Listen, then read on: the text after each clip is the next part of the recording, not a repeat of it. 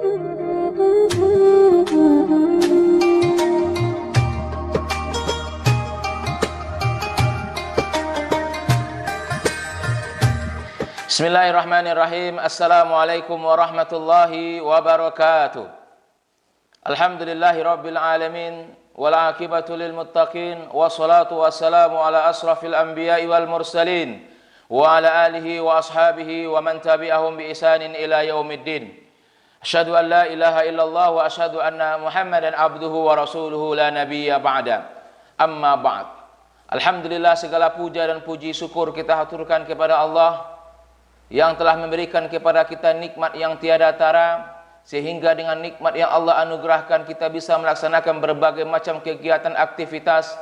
Mudah-mudahan Allah Subhanahu wa taala senantiasa mencurahkan rahmat dan berkahnya kepada kita. Amin ya rabbal alamin. Kemudian salawat beserta salam kita mohonkan kepada Allah, semoga tetap dicurahkannya kepada junjungan kita Nabi kita Muhammad sallallahu alaihi wasallam. Allahumma salli ala Muhammad wa ala ali Muhammad. Assalamualaikum ya Rasulullah. Bapak Ibu yang dirahmati dan dimuliakan oleh Allah Subhanahu wa taala, adapun kajian kita pada kesempatan yang mulia ini, kita akan membahas tentang hal-hal yang akan membatalkan ibadah puasa kita. Ma yubtilus siyam, hal-hal yang membatalkan ibadah puasa kita. Hal-hal yang membatalkan ibadah puasa kita itu terbagi menjadi dua. Ada yang membatalkan ibadah puasa yang kita wajib untuk mengqadanya. Dan bagian yang kedua adalah hal-hal yang membatalkan puasa yang kita wajib mengqadha dan membayar kafarat.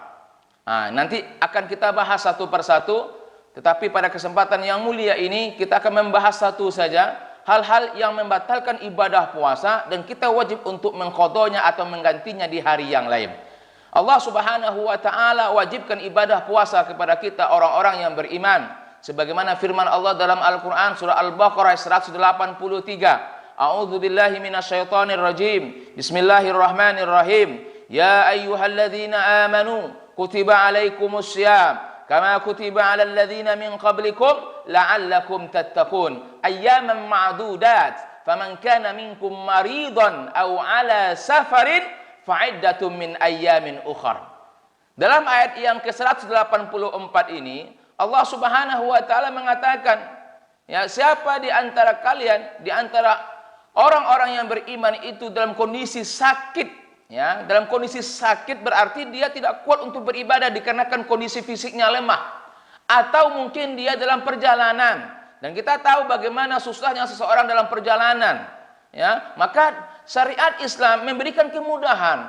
Apa kemudahan yang diberikan oleh Allah Subhanahu wa taala? Ketika seorang hamba dalam kondisi sakit atau dalam kondisi, ya, dia dalam perjalanan, maka dia boleh membatalkan ibadah puasanya, akan tetapi Allah Subhanahu wa taala memberikan kelapangan kepada dia untuk mengganti di hari-hari yang lainnya. Oleh karena itu, Bapak Ibu yang dirahmati dan dimuliakan oleh Allah Subhanahu wa taala, inilah syariat Islam yang selalu memberikan kemudahan-kemudahan kepada hamba-hambanya, kepada umatnya, ya, sehingga kita menjalankan berbagai macam kewajiban kita kepada Allah Subhanahu wa taala, kita kerjakan dengan sesuai dengan kemampuan yang kita miliki. Bapak Ibu yang dirahmati dan dimuliakan oleh Allah Subhanahu wa taala, pada kesempatan ini kita akan mengaji tentang ma yubtilus syiyam wa qada alaihi. Hal-hal yang membatalkan ibadah puasa dan kita wajib untuk menggantinya. Yang pertama yang membatalkan ibadah puasa kita, ya, yaitu al-aklu wasyarbu amdan. Ya, yang pertama yang membatalkan ibadah puasa kita yaitu makan atau minum dengan sengaja. Kalau kita makan atau minum di siang Ramadan dengan sengaja, maka batal ibadah puasa kita dan wajib bagi kita untuk menggantinya. Tetapi kalau kita misalkan, ya, lupa kita di siang Ramadan kita minum, ya, atau kita makan di siang Ramadan, tetapi ini kita lakukan bukan dikarenakan kesengajaan, tetapi dikarenakan lupa kita, maka ini tidak apa-apa. Tapi kalau kita makan atau minum di siang Ramadan, sudah jelas, ya, ini siang Ramadan, sudah tahu kita dalam kondisi siang, dan kita tahu, ya, lalu kita minum atau makan, maka batal ibadah puasa kita. Rasulullah Shallallahu Alaihi Wasallam mengatakan, ya, an Abi Hurairah radhiyallahu anhu, an Nabi Shallallahu Alaihi Wasallam qala, man nasiya wa huwa shaim fa akala aw syaraba falyutimmu shaumuhu fa innama at'amhu Allah wa saqahu, rawahu jamaah.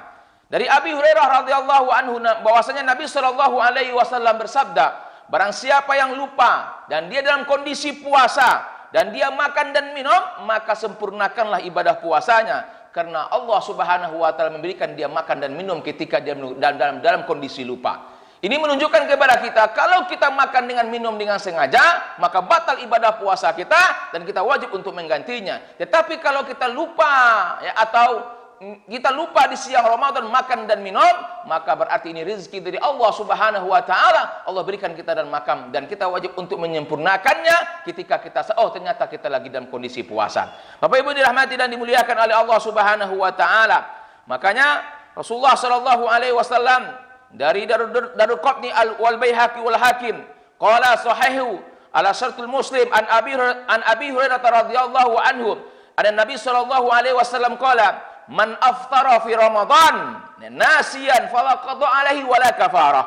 Barang siapa yang dia ya buka di siang Ramadan dalam kondisi lupa, makan dan minum dia dalam kondisi lupa, maka tidak ada wajib bagi dia qada dan tidak ada kewajiban bagi dia untuk mengkafaratnya. Bapak Ibu dirahmati dan dimuliakan oleh Allah Subhanahu wa taala. Yang kedua yang dapat membatalkan ibadah puasa kita adalah muntah dengan sengaja. Hal ini didasarkan oleh hadis Rasulullah sallallahu alaihi wasallam. An Abi Hurairah radhiyallahu anhu an Nabi sallallahu alaihi wasallam qala, man zara'ahu al-qayf falaysa alaihi qada wa man istaqahu 'amdan falyaqdi. Siapa yang dia menahan ya muntahnya, maka tidak ada wajib bagi dia untuk mengqadanya. Tetapi kalau dia muntah dengan sengaja, dia keluarkan dengan sengaja sehingga dia muntah, maka wajib bagi dia untuk mengqadanya atau menggantinya di hari yang lain. Kemudian Bapak Ibu yang dirahmati dan dimuliakan oleh Allah Subhanahu wa taala, hal yang membatalkan ibadah puasa yang berikutnya adalah haid. Nah, ketika seorang wanita di siang Ramadan misalkan keluar darah atau haid, maka dia wajib untuk membatalkan puasanya dan dia wajib untuk menggantinya di hari yang lain. Begitu juga ya, nifas juga membatalkan ibadah puasa seorang wanita.